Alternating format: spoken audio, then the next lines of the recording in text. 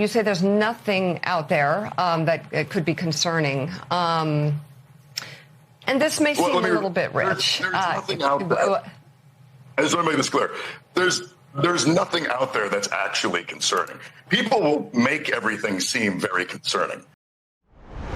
All right, well, major update on the whole Graham Platner situation, Mr. Nazi tattoo communist over in Maine, because we previously reported to you how amidst the recent allegations, basically every single Democrat had withdrawn their endorsement. That even included his far left allies like Bernie Sanders. And it seemed virtually inevitable Graham Platner would be forced to drop out of the race so that way Democrats could do the whole Biden-Kamala switch thing once again, where the voters democratically choose one candidate and then the party of democracy says, not so fast, we don't like the candidate, let's substitute them in without a single vote for this guy instead. However, it does appear, and this is very good news for the Republicans if it stands, Graham Platner, at least at the current moment, is being defiant, actually refusing to drop out at this current hour, publicly telling the media through, internal back channels that he's not yet leaving. He's standing on the stage as the curtain falls, and one can only hope Graham Platner sticks by his guns, right? If you claim you're fighting so hard against the establishment, are you really gonna allow some resurfaced allegations to stop you that you, by the way, claim are false allegations? If you claim this is an establishment hit job, then fight it. And by the way, if you're going to be an unhinged, mentally unstable lunatic, then at least be who you are, embrace who you are by delusionally running into the general election, thinking you have a shot having lost the support of the whole Democrat Party, or at the very least, hey, they took you down, you can take the Democrat Party down with them. Graham, if you're hearing me, Graham, you are not defenseless here. But anyways, nonetheless, this is pretty hilarious and interesting to watch. Now, I will be completely honest, if we're going to compare it to the Biden 2024 situation, it does seem as if you remember, Biden basically did the same exact thing. He refused to drop out for a while, and then when he finally did, he said, I'll only drop out if it means I get to endorse Kamala. And why was that? Well, let's not forget why that whole thing happened. It was actually sort of a sabotage attempt because Obama and Pelosi and the establishment wanted to do a kind of closed convention-style primary. They were hoping maybe to put someone like Newsom or whatever up there, someone more electable. Biden screwed that all up by immediately endorsing Kamala. Well, it looks like Platner is also doing the same thing. He's saying, I won't leave the Senate race unless I get to pick my own successor. That is the current report. Let's tell you about it, though, in this recent drama that is just simply not good news for Democrats in the Maine Senate race. Please, Platner, stay in the race. Come on, stick by your guns. Anyways, let's get into it. First, though, do us a favor. If you enjoy our content, make sure you hit that like button down below. Subscribe to the channel if you are new. That is the best way to support our work, and it also ensures that you can stay up to date with all of the latest news and coverage. And with that said, when we last came to you and everything in the past 48 hours seemed as if, oh, this is inevitable. As a matter of fact, people were predicting by tonight, Graham Platner would officially announce he was leaving the race. But at the last hour, I don't know, someone gave him the courage. Because according to the New York Post, Graham Platner is now refusing to drop out of the Senate race unless he gets to name his successor. And why is that important? Because it is very obvious that Chuck Schumer and the Democrat establishment want to just put some type of establishment-friendly pick in there. I would argue a major reason this all happened, and we speculated, right? This is really a Democrat hit job to switch the candidate, is obviously not because the Democrat Party actually has integrity or they really care about sexual assault or anything like that. We've seen various different times in which they cover for the sexual assault of people that, are basically on their side or within the clique or whatever. But really what this is actually about is that, Platner, like Mamdani, like formerly Bernie before them, and all these new characters does represent that rising tide of the radicals, right? The socialists, the communists, the Marxists, who basically are the product, are the hellspawn of what the Democrat leadership enabled for many years and is now seeking to overthrow them. We've seen that many times. And so really what this is about is, again, not the fact that Platner has baggage, but the fact that you know, they're very reluctant to begin with in standing by a guy like that. And so they're basically hoping, hey, we can coup him out. We can do the Kamala Biden switch style thing.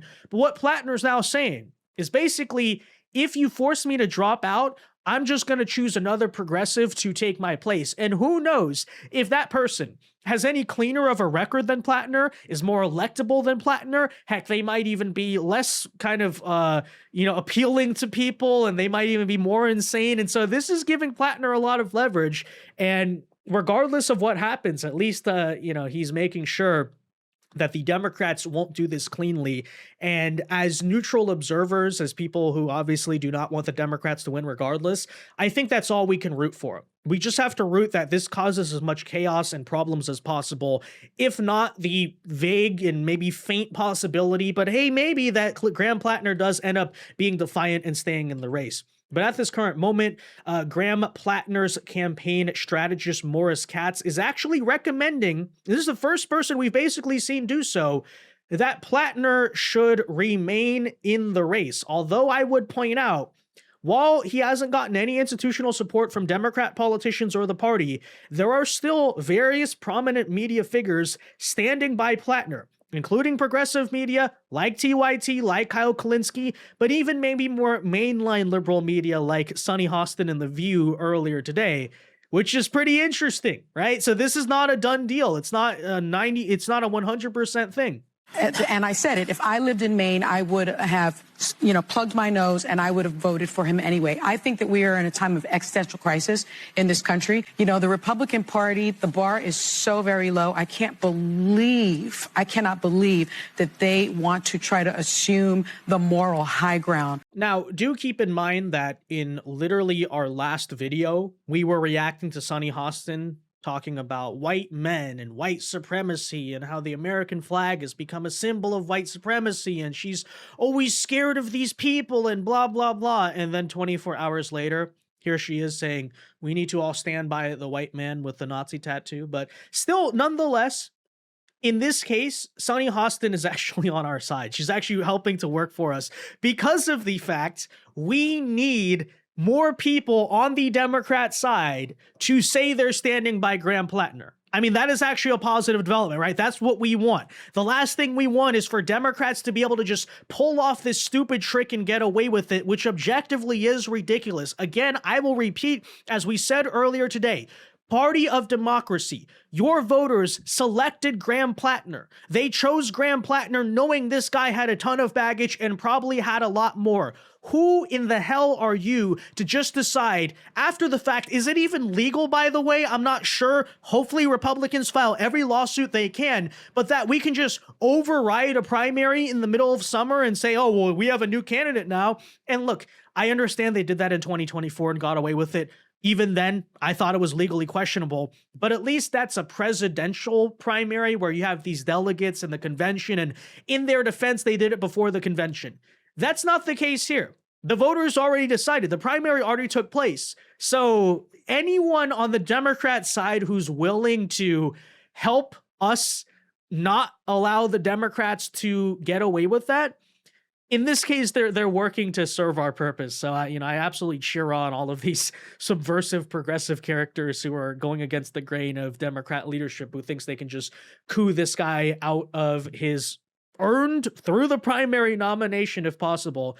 But you have that going on, and this is, of course, the most recent development. So I guess even his inner circle, the people around him, basically saying, no, you should stay in the race. We also got similar reporting that apparently, they're telling the media themselves, all these people saying Graham is going to drop out, they don't know him. They're not part of his inner circle. He's remaining defiant, at least at this current moment. So as a source familiar with the campaign discussion said that Platner, his campaign and political strategist Morris Katz are deliberating about the Maine candidate dropping out, but only, of course, if that replacement has the same views he holds.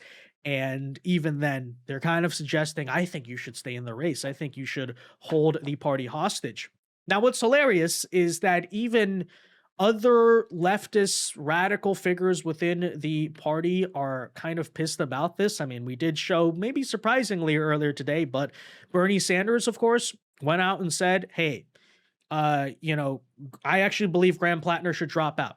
despite standing by him every single moment. I don't know what changed, but all of a sudden Bernie's saying, yeah, drop out. Same is true of even Zoran Mamdani. As a matter of fact, this very same New York Post article alleges that the Mamdani team and the Platner team, who are of similar ideological strains of the Democrat Party, but apparently they're fuming at one another because Mamdani's team thinks that Platner's team is completely delusional, which they are, but that's why this is the Jordan Belfort moment. You're standing on the stage. You're not effing leaving, right? Given that you have a sort of ascendant role in the Democratic Party, could you talk about the Maine Senate race? Do you think that Graham Platner should drop out of the race? And do you have any intention of endorsing any candidates in competitive races outside of New York, El Said, or anyone else? No, I believe that it's time for him to drop out of the race. And when it comes to my own endorsements, I've made 8 endorsements at the state and federal level. They've all been right here in New York City. I'm incredibly excited at the fact that they won their races, and that's where my focus is for now. Yeah, so here is my theory. You want to know why I think this is really happening? Is because basically the Mamdani Sanders crowd no longer believes Platner is going to win or has a chance at winning, and that's why they're now throwing him under the bus. And why is that? Because if he loses, being the terrible liability that he is, the Democrat establishment would probably turn around and try to blame the progressives and say, look, this is why your strain of politics is unviable for us Democrats. And then that's what it's really about, right? It's this very cynical power game. It actually has nothing, obviously, not a surprise, but it has nothing to do with the actual sexual assault. That's what's really going on. Because think about this. You had Bernie Sanders, who, amidst all of the allegations, let's think about what he defended. He defended Platner calling himself a communist publicly. He defended the Nazi tattoo. He defended, even last month, prior sexual assault allegations. After, of course, let's not forget, Platner lied. He said, after the Nazi tattoo, I have no more skeletons in my closet. Turns out he has a lot more. And it should be common sense, by the way. Is anybody surprised by this recent Politico piece? Surprised that there are more allegations or scandals from his past life? Of course not. They saw this coming. But basically, the calculus that Bernie and Mamdani are making, the reason why they're throwing this guy under the bus after saying they will ride or die for him, clearly that was not true, is again, not because of a very predictable scandal that we already heard the rumblings of, nor are we going to sit here and pretend as if it's an issue of moral character. That's all bogus. And by the way, if they still thought Platner had a shot at winning, they would be covering up for him. They would still be running it.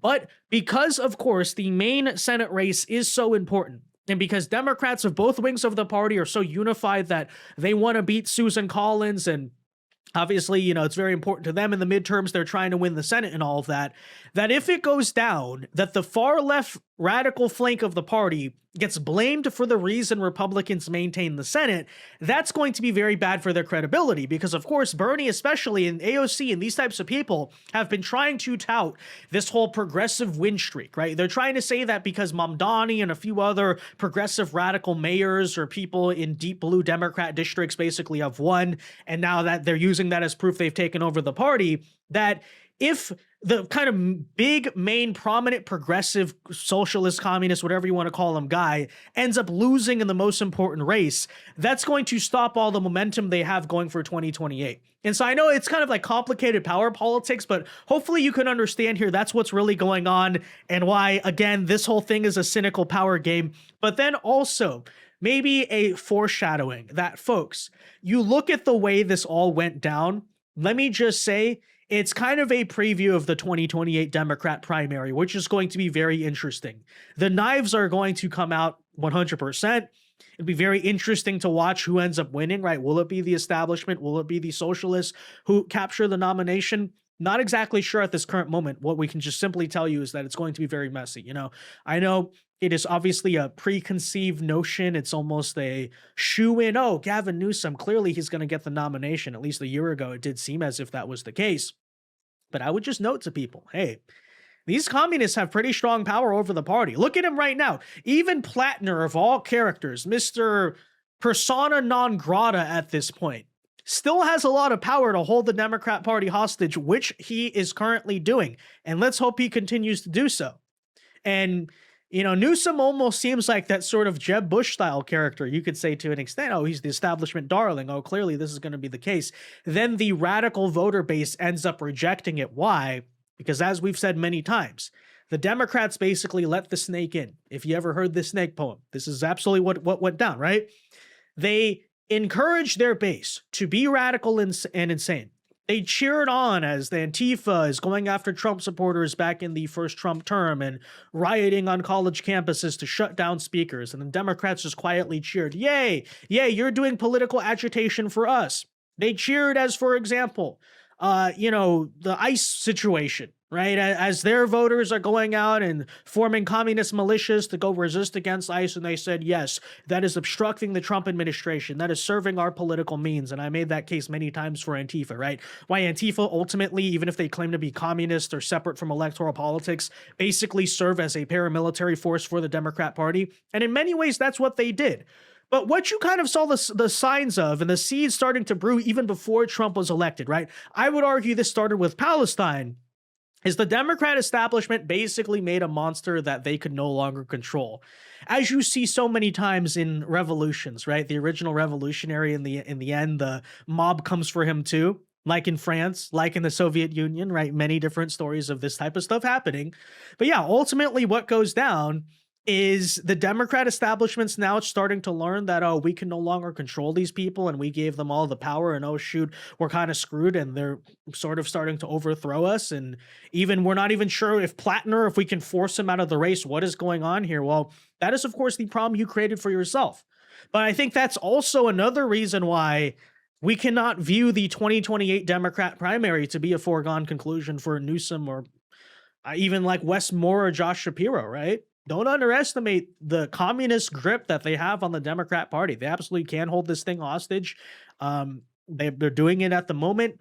Now, in the end, it is true that that flank of the party does typically just bend the knee in the end. But hey, who knows? Maybe this time things will be different. I don't know. Seems like the more time goes on, the more years pass by, these people become more mentally ill, more insane, tougher for the Democrat establishment to control.